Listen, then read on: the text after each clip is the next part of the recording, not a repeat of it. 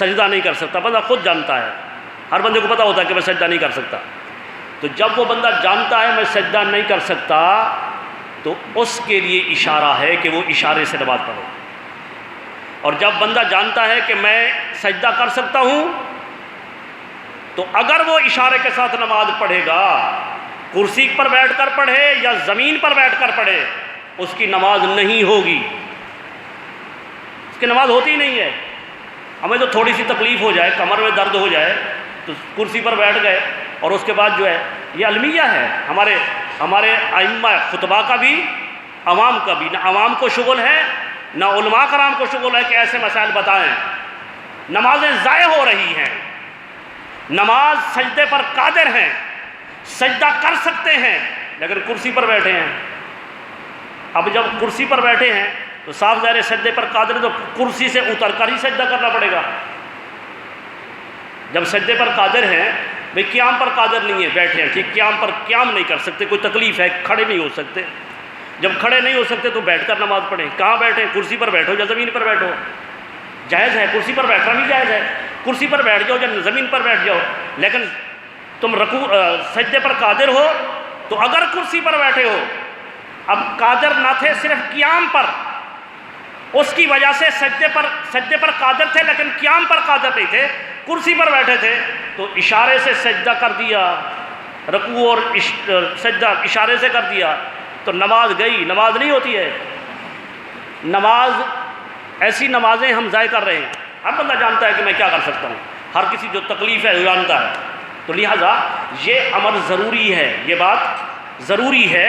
کہ بندہ جو ہے اگر وہ سجدے پر قادر ہے تو وہ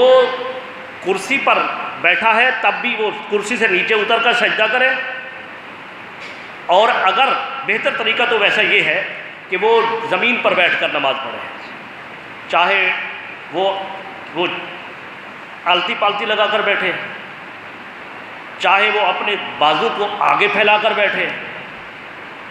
جب وہ سجدے پر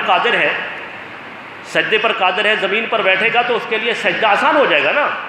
تو زمین پر جس قدر ممکن ہے وہ بیٹھے، اور بازو ٹانگوں کو آگے پھیلا لیا یا آلتی پالتی لگا کر بندہ بیٹھ گیا، جس طرح بھی بیٹھنا ممکن ہے وہ بیٹھ کر جب وہ سجدے پر قادر ہے تو حقیقی سجدہ کرے۔ اگر وہ اشارے سے سجدہ کرے گا تو میں بارہا کہہ رہا ہوں، بار بار کہہ رہا ہوں اپنے سر سے وزن ہٹانے کے لیے کہ کل کو مجھ سے نہ پوچھا جائے، بارہا کہہ رہا ہوں کہ اگر جو بندہ سجدے پر قادر ہے وہ اگر اشارے سے نماز پڑھتا ہے تو اس کی نماز نہیں ہوتی ہے اس کی۔ تو لہٰذا ہمیں اس بات کا اہتمام کرنا چاہیے۔ وقت چونکہ مکمل ہو چکا ہے، اس کے علاوہ ابھی انشاءاللہ آگے جو شعبان کا مہینہ آئے گا یا رمضان کا مہینہ، اس کے اندر پھر کیونکہ اگلے جمعہ سے ہم معراج النبی کے حوالے سے گفتگو شروع کریں گے، اور اس کے بعد انشاءاللہ پھر ایک دور جو ہے وہ ہم نماز کا رکھیں گے اور تفصیل سے رکھیں گے انشاءاللہ، اور اس میں سوال جواب بھی رکھیں گے۔ اگر کوئی سوال نہیں کرتا ہے تو کوئی پرچی دے دے، پرچی مجھے نہیں دیتا ہے تو لکھ کر یہاں ممبر پر چھوڑ جائے، لیکن بات یہ ہے کہ سمجھنے کے لیے سمجھا، میں بھی دعویٰ تو نہیں ہے کہ میں کوئی بہت بڑا عالم فاضل ہوں، تو جب وہ مسئلہ جو ہے وہ مجھ سے میرے سامنے آئے گا تو انشاءاللہ اگلے جمعہ پر میں اس کی تحقیق کر کے بیان کر دوں گا، میرا بھی فائدہ ہو جائے گا، آپ لوگوں کا بھی فائدہ ہوگا۔ اللہ تبارک و تعالی عمل کی توفیق عطا فرمائے۔ وما علینا الا البلاغ۔